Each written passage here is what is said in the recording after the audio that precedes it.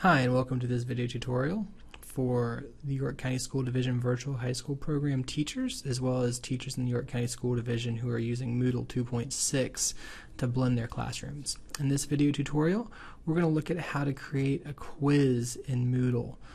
As we do this creation, we're also going to look at editing and adding questions. So sit back and make sure you have a nice drink with you, because this one's going to take a little bit longer than most of the other ones that we've done. So first things first, we're in Moodle here, logged in as Tom Teacher with editing turned on. So you see we have all of our options for manipulating settings and adding pieces to our course. I'm going to go ahead and add an activity, because a quiz is certainly an activity. They have adaptive quiz up here at the top, but we're going to pretty much ignore that one because we can manipulate the adaptive settings of a quiz within a basic quiz.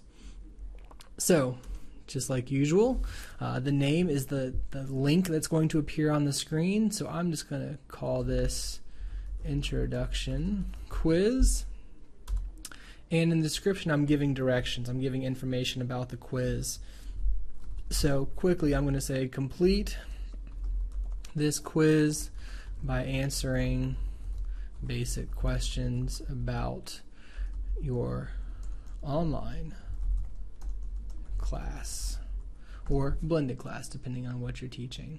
And now we see we have a number of different options that exist below this basic direction information and link information. In your directions, this will be a great place to put anything that you would say to students in a typical classroom prior to them taking the test. What information they should have reviewed but prior to taking this test, what would be good things that they can use while they're taking the test, so on and so forth, if they're not allowed to use anything, calculators, periodic tables, so on and so forth. So all good pieces to put in the description. In the timing, what we're looking at here is when the quiz is going to open and close first and foremost. Those are both disabled by default, and just like when we looked at assignments, I do suggest you keep those disabled.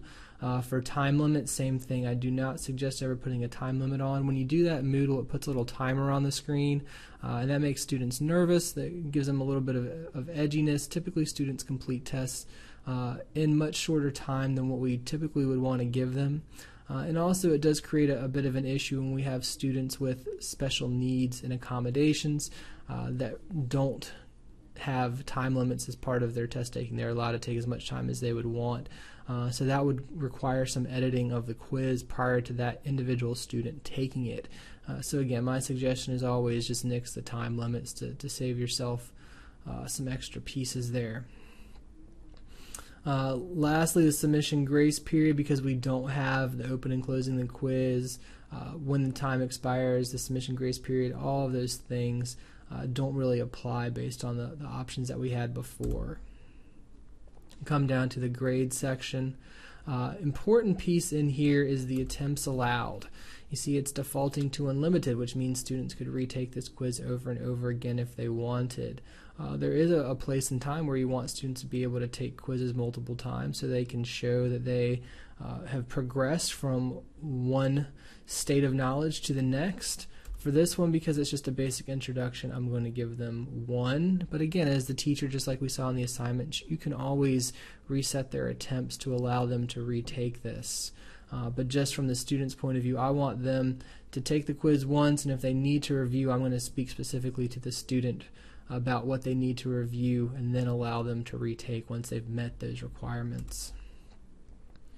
In the layout for this, what we see are some options about how the questions are going to appear. So this is saying the question order that students will see is the same order that I create when I start editing my questions. I can cause those questions to show up randomly, and so that way two students that might be sitting next to each other in class aren't going to get the same order of questions. With how many questions are on a page, I tend to like every question to be on a page. Some teachers like to push questions to be on new pages. So I'm going to say all questions on one page, but again, you can make every question show up on a separate page. You can put 2 questions on a page, 10 questions on a page. Really tailor it to what you're trying to get students to do, and really think about this in conjunction with your question order. Because if you put the questions in a specific order on the edit screen that you want to have grouped on individual pages, whether it's 2 questions, 3 questions, 1 question, then you do want to make that a consideration in this piece. In terms of the navigational movement, this is what the students are allowed to do. Free movement means they can go back and forth from any question that they want, very much like what they experience in their SOL testing. Sequential would mean they are forced to go in order. I like to leave it free just because that is their experience on most other tests. Shuffle within questions, this is all about the answers. So if I have my questions in the same order, I might want to make student 1's ABCD a different order than another student's ABCD. So yes, having this answer shuffle within questions is typically a good idea. And there's certainly no additional work on your part for grading, as the computer is going to grade those pieces for you. Show a little more here. How questions behave, this is what I was speaking of previously about the adaptive mode. If we set adaptive mode in here, what that means is that each attempt is going to build on its last. So I'm going to just click on this question box to give you a little more information about how Moodle views that. But basically what that means is when a student takes an attempt, the next time they take an attempt, their answers will still be in there, and they can just change the answers that they had previously on the second attempt. That's what it means by being adaptive. It's using what they knew previously and letting them build on that in a future test. Since I'm only giving them 1 attempt, I'm just going to have the feedback given to them in a deferred manner. So let's talk about what that means. In our review options, you see we have 4 different time periods that are listed here. Again, I'm going to open up the little question box just so you can see that this information is always available to you.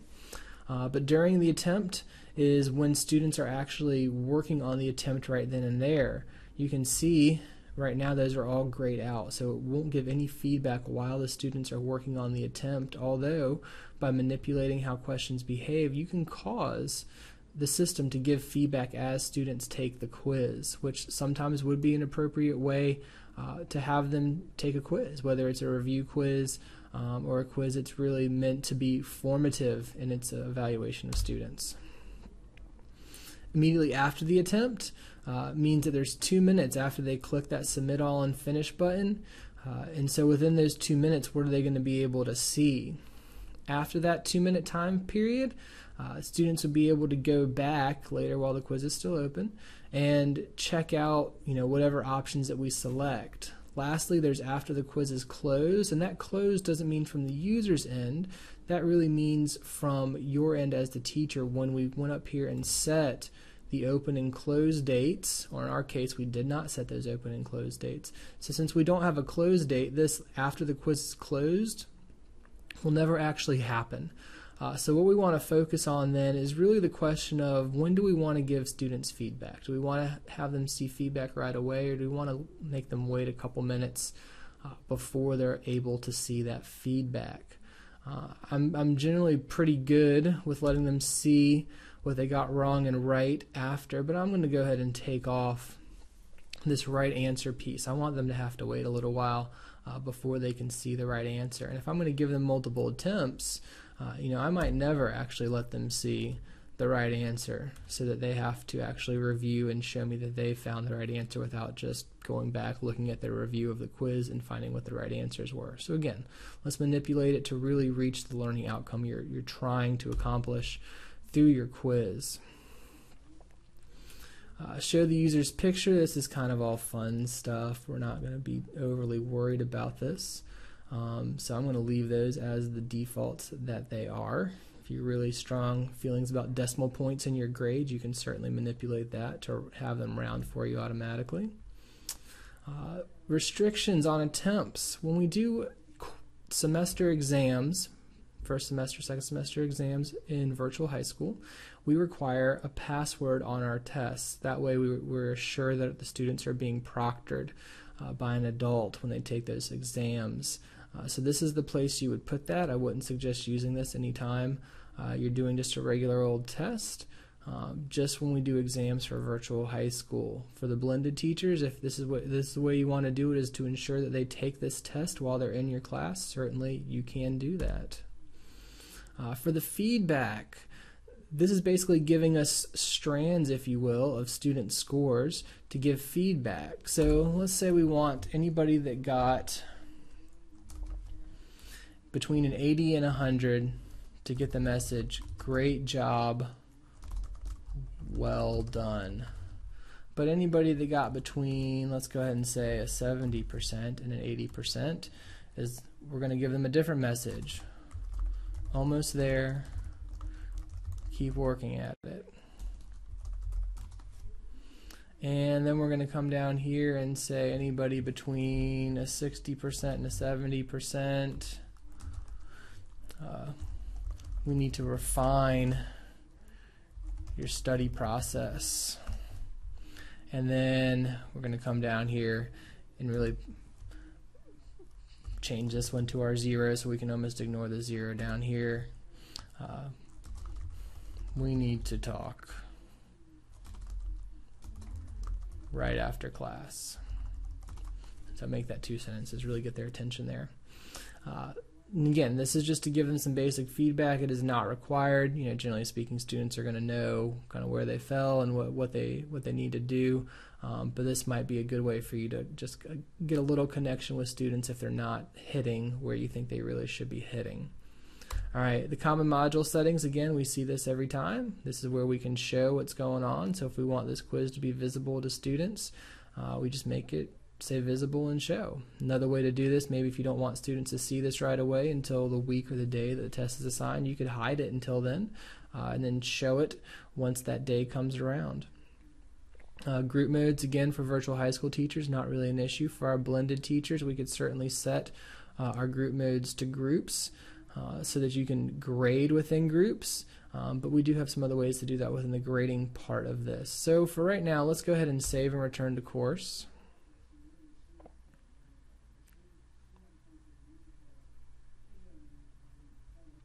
I'm going to try this again. Oh, it does not like my feedback boundaries. Must be between 0 and 100, so I'm going to go ahead and change this to 1% to trick it a little bit. Alright, so now we have this introduction quiz that we can click on. And if you notice, we haven't actually added any questions yet. So you see no questions have been added. There's one attempt allowed. So I'm going to go ahead and go to Edit Quiz. And this is the piece where I'm going to be able to add questions. So when I click the Add Question button, you see it gives me a number of different options for ways that I might want to add a question. We have some really neat options in here from the basic multiple choice, true, false, short answer, entering in a numerical value for our math teachers, calculated large text box for essays. They have matching questions, random short answer matching, which is kind of interesting. Embedded answers are called a close, which is a whole nother video tutorial that you'll have to look up on your own. Calculated multiple choices, calculated simple answers, drag and drop into text, select missing words, descriptions, all kinds of fun stuff. This video tutorial is meant to be simple, so we're going to come right here to multiple choice. So it's going to ask us what the question name is, and this is just a shorthand way for you as the creator of the quiz to know what this question is specifically. The students don't actually ever see this. This is just how you're gonna edit the quiz to put everything in the right order. So I'm going to call this your teacher, and for the question text, this is what the students will see. So I'm going to ask them, what is the name of your teacher? It's going to be worth 1 mark, and I'll show you what that means here in a minute as well. And I'm going to leave the grade feedback blank on this one. Not going to be overly worried about giving them specific feedback on just this one question generally, although I might give them feedback on individual answers. We're going to let them pick one answer only. Our answers are going to be A, B, C, D, E, F, depending on how many we go to. We can obviously change that to different lettering or numbering, depending on your preference. And notice that the shuffling the choices is checked in here, and that's because when we created the quiz, that was the default that we selected, is to shuffle those choices. So we actually have a way to override that default for individual questions. Alright, so for the choices, I'm going to say Mrs. Smith is your teacher in the feedback. Sorry. Not Miss Smith. And I'm not going to give feedback on everybody, but it's just showing you that you can actually give them feedback depending on what question that they pick. So if you do the good teacher multiple choice move and give 2 really bad answers and 2 answers that seem pretty good, with one of those being the better of the 2, this is a great point where you can point out some of the confusion the student might be having. I'm going to say Mr. Teacher, and of course that is the teacher of this course, so great job. And let's say this one is Miss Principal, and we'll call him Coach. So I'm not going to give any feedback on those, because certainly those are kind of silly answers that I wouldn't think anybody would ever pick. We can give lots of answers in the multiple choice. It defaults to 5, but we can add 3 at a time for as many as you want. The combined feedback, this is kind of the default in here. We're going to go ahead and leave that just as it is. Again, multiple tries. This is something that we set in the default. We're going to just leave everything in here like it is. Tags, an official tag. If you want to put the name of your course in here, you can do that just by entering that course in here. It's defaulting to English 11. Not really something we need to worry about for virtual high school and our blended courses. This is really a site-wide issue. So really for these other 3 options, just leave them all as default as they are. Just make sure that your choices and your question are good to go in here, and then you're ready to save your first question.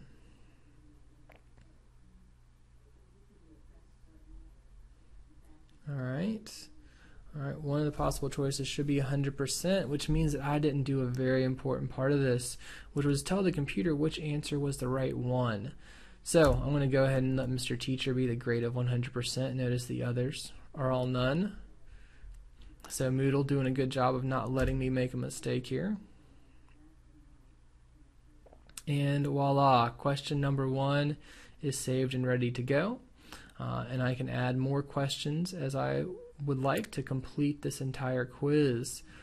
So this is the big idea behind creating quizzes. When you're done, what you want to make sure you do is just make your maximum grade add up to the number of questions you have. So this being a really simple introduction quiz, I might only have 5 questions worth 1 point each.